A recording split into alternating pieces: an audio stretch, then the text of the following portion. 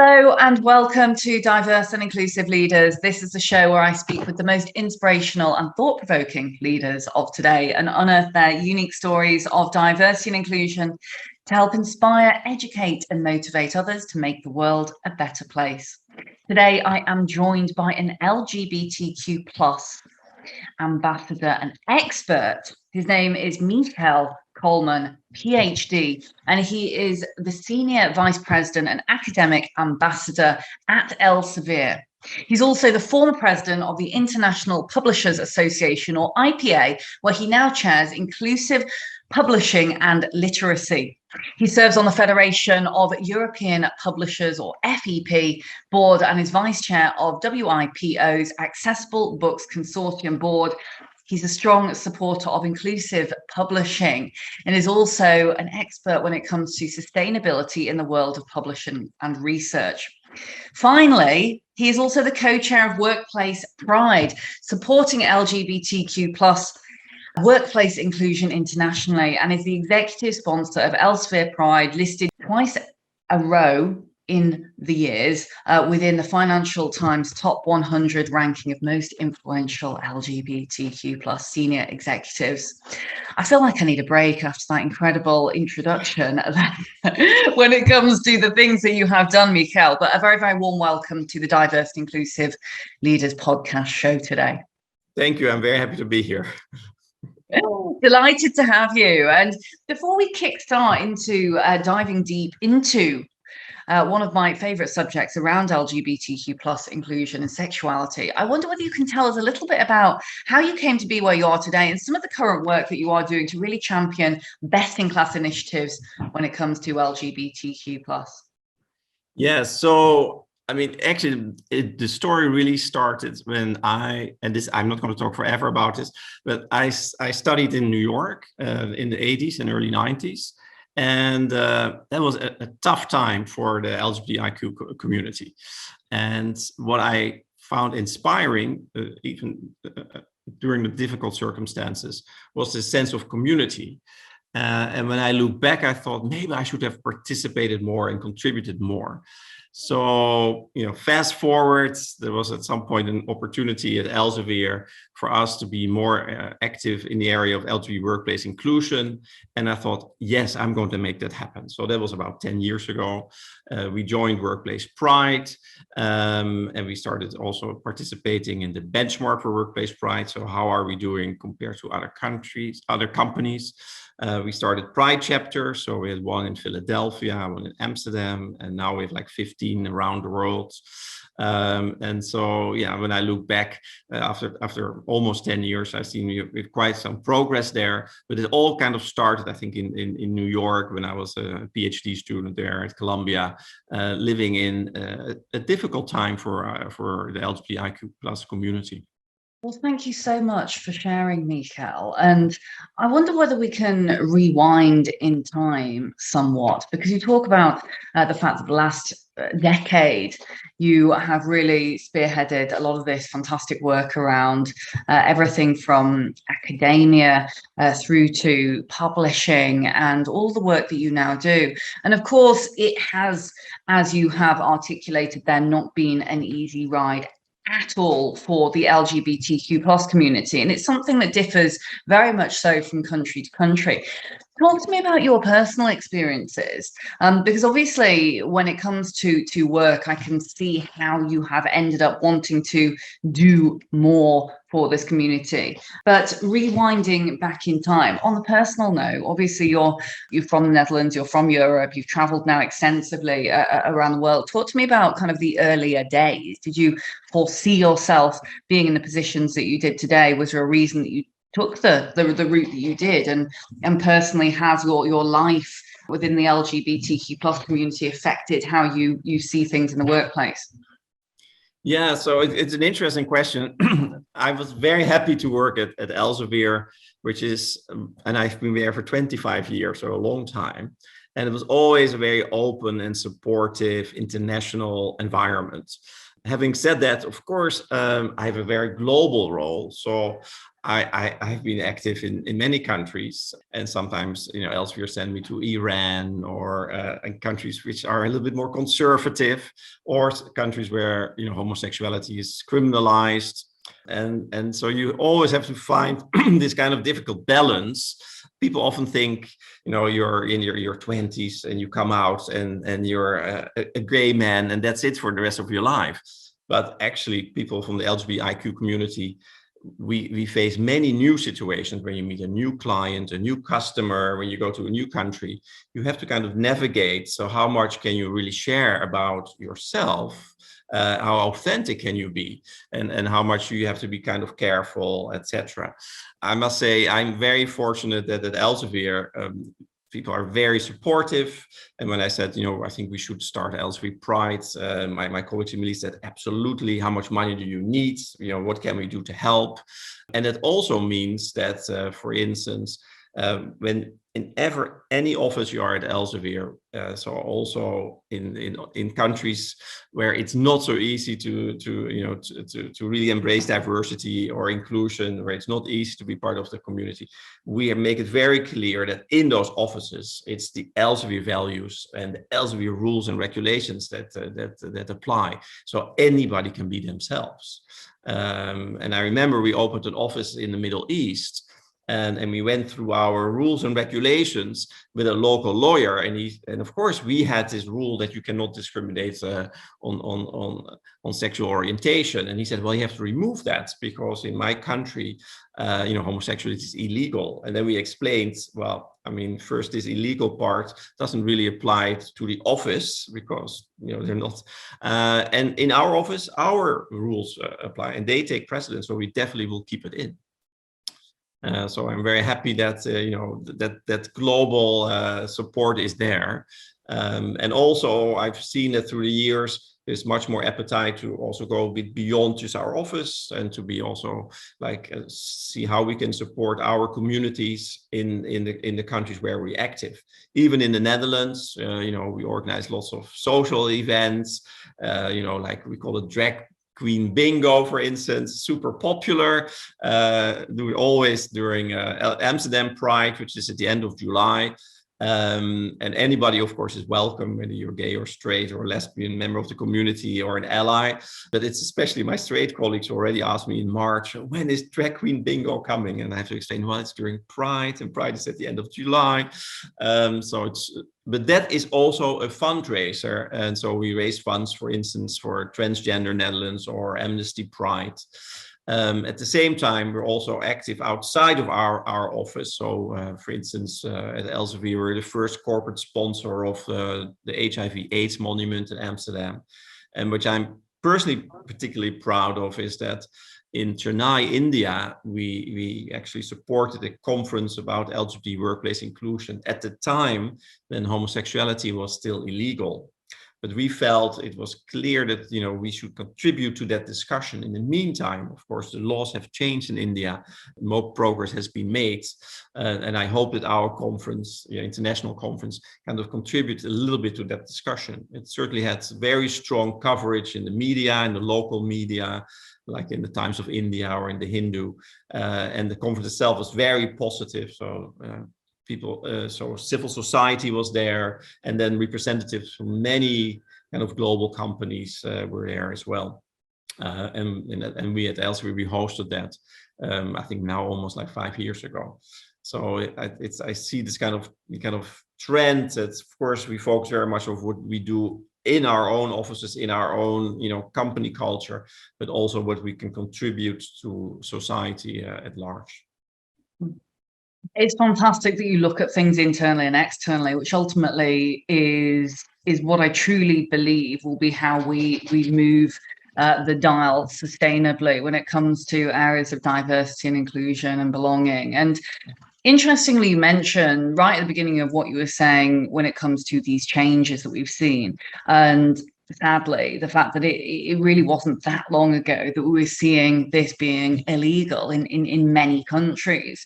Yeah. Also, I'm going to pick up on something that you mentioned, if you don't mind me saying, that when you came out, I think you said when you were 20s, that actually it is, for someone who belongs to the LGBTQ plus community, not always easy, because you are, almost as you describe it, you're coming out or choosing to come out each time to your clients. Therefore, if this is not something that is really truly embedded into the culture of the organization, it could be really challenging and really uncomfortable.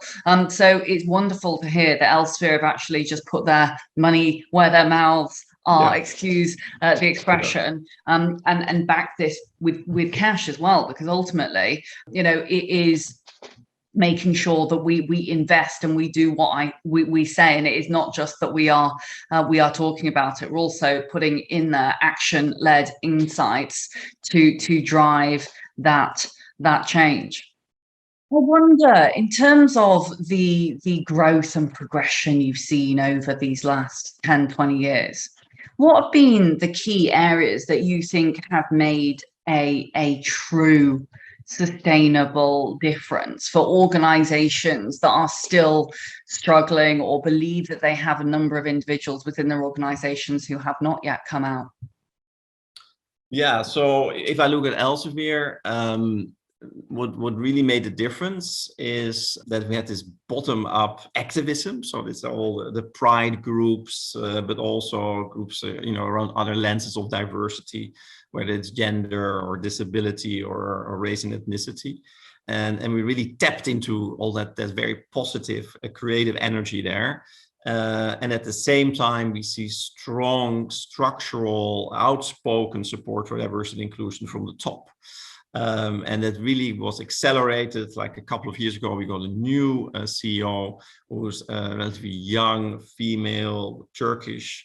And she said when she started on day one, I have 5 strategic objectives for Elsevier, and I won't bore you with 4 of them, but one of them was definitely, we are going to fully embrace diversity and inclusion.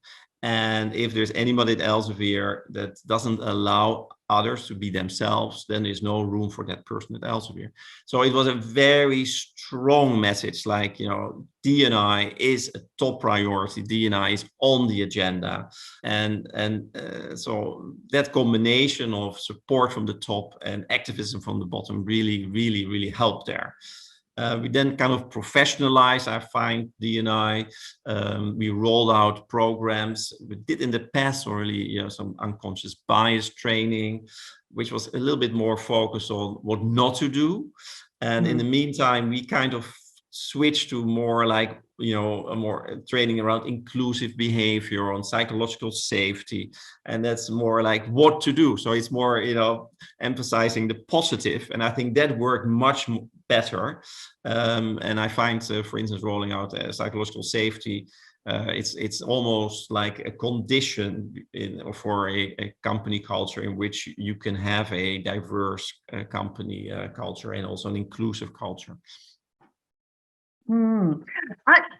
If you don't mind me picking up on your mention there of unconscious bias, and I guess there is no right or wrong answer here, because often we debate various different initiatives in diversity and inclusion, and we see this as an evolution. Yeah. But what is our thoughts on unconscious bias? Because I know there's been a lot of research of late, in particular within academia, that says that unconscious bias training doesn't work. Yeah, so you can really, just to illustrate, you're a group of employees, you get together, you know each other, you get along really well, and then you do your unconscious bias training, and it's, to be a bit blunt, it's often the white, straight majority who's kind of put to the test. And they might come out of the training feeling, damn, this is very uncomfortable. And I'm not really, I feel actually more distance from my colleagues than I started the training. Of course, I really hope they're more aware of their unconscious biases, and I hope everybody is, and that is a contribution. But you see that for the group spirits, it really doesn't really help. And just doing unconscious bias training is not enough. You have to do kind of really good follow-up. And as I said before, it's very much focused on how not to behave, while we kind of switch on more an emphasis on how to behave. So to really kind of reward positive behavior much better than kind of focus on negative behavior, and then kind of see that has to kind of disappear. And the positive approach so far worked much better for us. And it's also, as you say, academically, we've seen unconscious bias training, on its own doesn't do the trick. And I know that from experience. People are a bit like, okay, I had to do the training. I'm a manager, and I did it, and people feel a bit awkward, confrontational, etc. So it's much better to do inclusive leadership training or psychological safety training, I think. It's such a fascinating conversation, because you talk about the area of safe space. Now, I absolutely concur. I truly believe that it is about curating those safe spaces, and ultimately those cultures, as you've described. You're getting people involved from all parts of the world in, say, the drag queen bingo, which, by the way, sounds fantastic. I would love an invite next time you do that. But getting everyone involved in a consciously inclusive way, and actually focusing on these positives in particular, and curating this culture, which I often say to people, culture, diversity, inclusion, it's something that's living, sleeping, and breathing. It's always going to be growing and developing. Therefore, it's something we always need to look at and be consciously inclusive. When it comes to unconscious bias training, my personal feelings, and I'm sure there will be people who may disagree with me who are listening in today, but I have read so much on unconscious bias training not working. And from the research I have done and from my experiences, it is, to your point, very much focused on the negative, which leads me often to that conclusion of how do we actually drive engagement? How do we drive engagement? How do we motivate people to want to make a change? By infusing them, to your point, it sounds like you're having a huge amount of fun at the same time, which I think is actually incredibly important.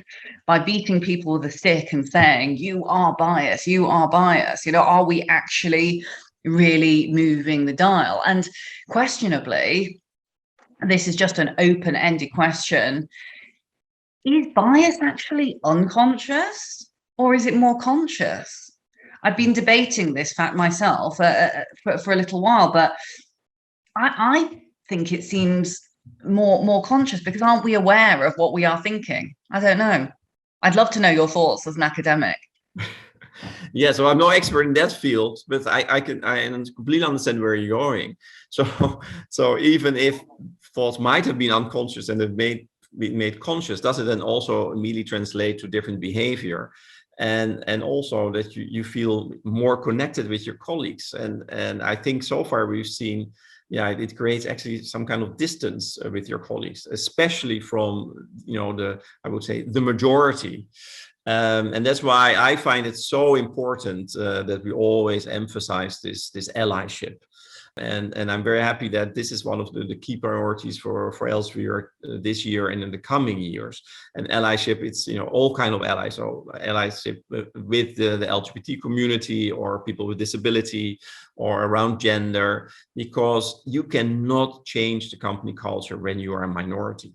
The people with disability cannot change the company culture, and it must come from the majority. So it's from the able-bodied majority. The LGBTIQ plus community that themselves cannot change the company culture. We are a small minority. It is the majority that is really predominantly active and determines the company culture. So that's why I think allies are crucially important. And I'm very happy that we have that program prominently on our agenda for this year. May I agree and disagree with you on what you've said there? Because I'm finding this conversation really fascinating.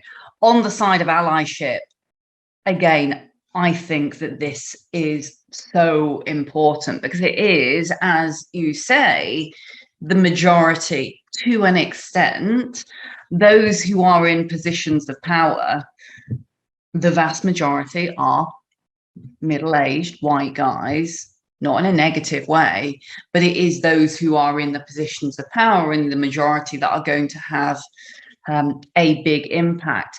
That said, on the flip side, when we say it can't be those who are in the minority that can change, do we believe that those, because they're in a smaller group, are less likely to be able to actually change the system?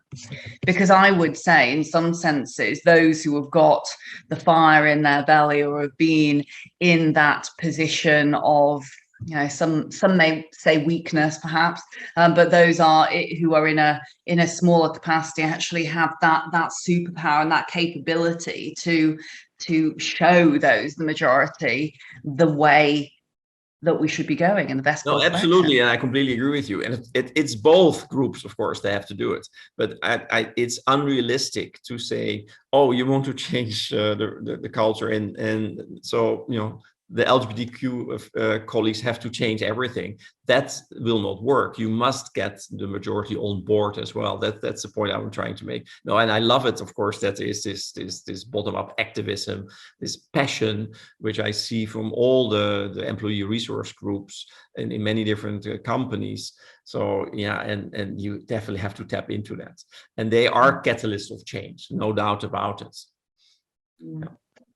It's very interesting, and I think in particular for the LGBTQ plus community, this is an area of diversity that affects potentially all other areas of diversity as well. And you could be gay, you could be non-binary within any of the other areas. And so actually, when you start to layer up these different areas of diversity on top of each other, you realize that actually the opportunities or the things affecting those individuals become even more challenging. And it's why it's such a unique and fascinating area, I find, of diversity, because ultimately, it's not something that we may ever know unless we ask the question, or unless the culture is right, something that sits below surface level. Absolutely. And I think you're touching a little bit on intersectionality here, right? And yes, you cannot be gay in the morning and Asian in the afternoon and a female in the evening. You have all these personalities always with you, and you must be able to bring your true self with all those facets to the workplace. And we must also be acutely aware that we don't live in a perfect world. So even in the LGBTIQ community, there's still quite some discrimination around race or about people with disability. I wish we would all, since we're all subject to a certain level of discrimination, be completely empathetic to other groups, but unfortunately that's not really the case. So there's also quite some work to do there. Indeed. And circling right back before we run out of time, I would love to go back to you in those early days, because I was noticing when I looked through some of the wonderful things that you've done, that you studied a master in astronomy. And I thought to myself, wow, from astronomy to philosophy to where you are right now. I mean, it's been really quite some journey. And I love the fact that you're using now your position of influence to be able to affect change in all of the different areas that you mentioned. But let's go into a lightning round before we close. And got to ask the question first and foremost, probably the hardest one, Michiel, here. But what would you define as kind of success? And do you have a secret to success when it comes to business and everything that you do now for others that are tuning in? You mean in diversity and inclusion, in general? Success in general, but I love that you're already thinking about it being defined within D&I specifically. So maybe I'm asking now both the questions.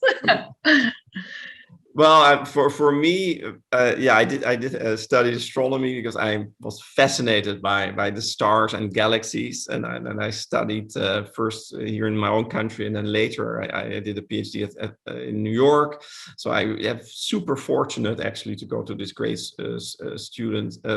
great universities with full scholarship. So I'm grateful to the Americans that they paid for my education, and I have that passion for science.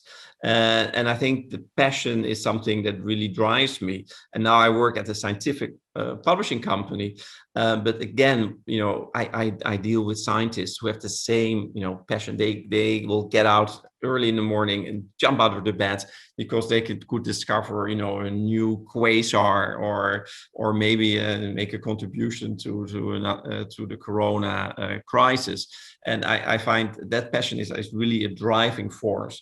And we see that across Elsevier. I mean, I'm very fortunate to have all these passionate colleagues. And that passion is, of course, also that really comes out when you look around diversity and inclusion. At the same time, things won't always go smoothly. You see that in research. You will have setbacks. Also in the D&I agenda, you will come across people, I call them self-appointed gatekeepers, who say, no, you have to wait, or no, the time is not right, or no, actually we have, we're doing D&I, but we start with gender. So, the LGBTIQ people have to wait for their turn, and it's not now. So my advice would also be aware of those folks and go around them or ignore them. Otherwise, you won't get where you want to be. So that, I think, is my piece of advice. So tap into that passion and be aware of the self-appointed gatekeepers that have to be, well, I won't say eliminated, but certainly ignored or circumvented. That is a brilliant answer. I love that. I will have to use that again. The self-appointed gatekeepers. That is just wonderful. And brutally go around them and ignore them. But it is the only way, ultimately, for people to see the light. And to your point, waiting is not going to get us there. Talk is cheap. Action, as you have demonstrated, is the way forward. And I wonder, on this point, you clearly been incredibly resilient, championing, driving, making sure that the foot is not taken off the gas, in particular when it comes to the LGBTQ plus initiatives. Was there a pivotal point in your career that changed your perception on action, that we've been talking about across the board within this podcast? I think at some points, I had a mid-level or senior position, and of course you can work on your own career and you can support the company you're in and make sure that the company is successful and the people around you. But I was also thinking, is that also not a moment to kind of give back to society? How can I do that? And you can serve the public interest in many ways. And I thought, this would be what I could contribute. So I started mostly focused on the LGBTIQ plus community. And then later, when I was more active across our publishing industry, I tried to support diversity and inclusion across the publishing industry, which is very interesting because publishers are really catalysts of change. And not only like, if you look at the publishing houses themselves and how they support diversity and inclusion, and there's quite some progress there made, for instance, in the UK. When you look at gender, now, well, at the leadership, there's really a gender balance there. But also publishers can contribute to societal change to what they publish, right? And I love that when it starts with children's books, but it's also textbooks. It's also about novels, about self-help books. So how can you think about to make that more diverse and more inclusive? And there I've seen incredible progress, also some pushback, which is super interesting, of course. There's now a whole story in Hungary where a children's book about a young kid who happens to have two moms, another young kid who happens to have two dads, and that book is now banned in Hungary, and the bookstores have to pay fines. So you see that tension there, but the fact that we all talk about it, and that book exists, and that it's now in the news and in the Guardian, already gives me kind of inspiration, because nothing is better that you're a young kid and you read us about the rainbow families, and you find that that's absolutely normal. That's how it should be, because they are part of our societies. And so in that sense, I'm happy that I could kind of contribute both to the company I work, but also to the community to where I belong, which is the publishing community at large.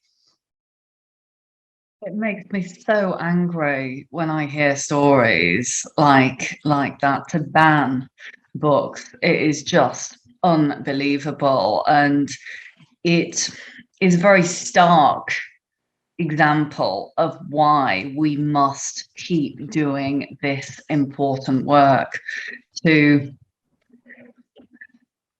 I use the word normalize in inverted commas with that slight caveat of what is normal anyway. We are all human beings, weird and wonderful as we are, but actually, to your point, to read about that as a child, to start earlier, is how we can really just have these thoughts embedded at an early age, knowing that there's nothing which is different, nothing that wouldn't be normal. It just upsets me such a lot when I hear stories like that, and it is a constant reminder of why we must keep having the conversations, keep Absolutely. positively influencing. And finally, I wonder if you could go back in time, Michiel. Maybe it's back to the days when you're about to go into astrology, which I think is fascinating. What advice would you give to your younger self, or indeed someone else who's embarking on their career and wondering what they may do next? Well, so I already mentioned following your passion, but I think also be open-minded of all the opportunities that lie ahead. I think often when I talk to people, they think, well, I'm in this kind of track, I must do this career, I must tick those boxes, and nothing wrong with that. But if you can be more open-minded. So for instance, I went to university, and I spent like 10 years at university to be trained as a researcher. In the end, I'm not a researcher today. I work in the media industry, I work in the publishing industry, and I'm very happy that I did it. So, be open-minded, think of alternatives, and contemplate those as well. And if you can combine that with tapping into your passions, I think you're really in a sweet spot. Well, thank you so much, Michiel. It's been a pleasure having you on the podcast. And I love that we've had a great sparring session back and forth. I think some of the best conversations come out of positive challenge, which I think is the first thing that I think about when I come to summarising some of the fantastic learning points from today. But certainly, this is exactly why we need to keep championing, as you have said, keep championing, keep speaking about, keep considering the fact that we can be brilliant allies. If you are a senior individual listening into this, think about how you can, as Michiel has done, become an ally and use your power and use your influence for good. I feel I have learned a lot, in particular around the different challenges facing many different areas of diversity. LGBTQ plus can affect all of those, and it is something that we have seen legalities change over the years in a positive manner, but one that we still have many challenges, such as the example Michiel has given with the book in Hungary being banned. Those are prime examples of this not being an equitable world. As you said, something which I remember you saying, this is not a perfect world in the podcast. This is not a perfect world. It's a beautiful world, but it's one that is not perfect, and it is one that is not equitable. So wherever we can use our influence to affect change, be great allies, be action-led, and ignore or find a way around those gatekeepers. I think that was just absolutely brilliant advice, because we could spend our life waiting if it wasn't for individuals like Michiel, like our other allies, for all different areas of diversity, we would never see things move on. And so let's keep the momentum up. I would absolutely say, the sense of community brought to us by the LGBTQ plus community, rainbows and, the drag queen bingo just sounds absolutely fantastic. We come next time we organize it. And you can travel. Absolutely. It sounds brilliant. Been meaning to watch on Netflix for some time, that RuPaul's Drag Race, because I keep hearing great things about it and have not yet got to it. But it just proves, doesn't it, Michiel, that these initiatives can be fun, and they still are strategic. They still drive best business practice. They need cash behind them. Nothing worse than when I hear someone saying, or a prospective new client saying, well, we'd love to make all these changes, but actually, do you know what? We have no budget behind it. I love the fact that you have been so direct. You have cash for initiatives. You are putting serious weight and clout behind this because you are serious about change. And I think that's something really inspirational that we can all learn. I think there's been many nuggets of wisdom there, and certainly sending the lift back down to future generations as well, absolutely critical, plus starting education earlier with the books. So thank you very much for joining. You've been superb. Thank you for this opportunity. I really enjoyed it. Thanks. My name is Leila Mackenzie-Dellis, founder and CEO of DAR Global. You've been listening to the fantastic Michiel Kolman. Make sure you look him up. Make sure, like me, you try and get yourself an invite to some of the great initiatives that he is running. The publishing industry can be such a force for good and such a force for change. And so has been a real joy having Michiel here. If you would like to check out the annotations of the podcast or any of the key learning points, you can do via our DAR Global app. Visit DAR Global Network in the App Store. We'll make sure that we put all of the show notes on at the end of today's show. You can visit Michiel and his company. You can visit www.darglobal.org/podcast if you'd like to re-listen. And of course, as ever, you can subscribe via Apple Podcasts, Spotify, or any of your favorite podcast apps. In the meantime, we will look forward to seeing you again next week, but take care until then. Thank you so much for watching the Diverse and Inclusive Leaders podcast. Please do feel free to hit the like button below, or if you'd like to receive future notifications, do ping the notification bell here at the side. If you're interested in the audio version only, you can find it on the following streaming platforms. Any extra info and descriptions will be in the links below. Look forward to seeing you soon.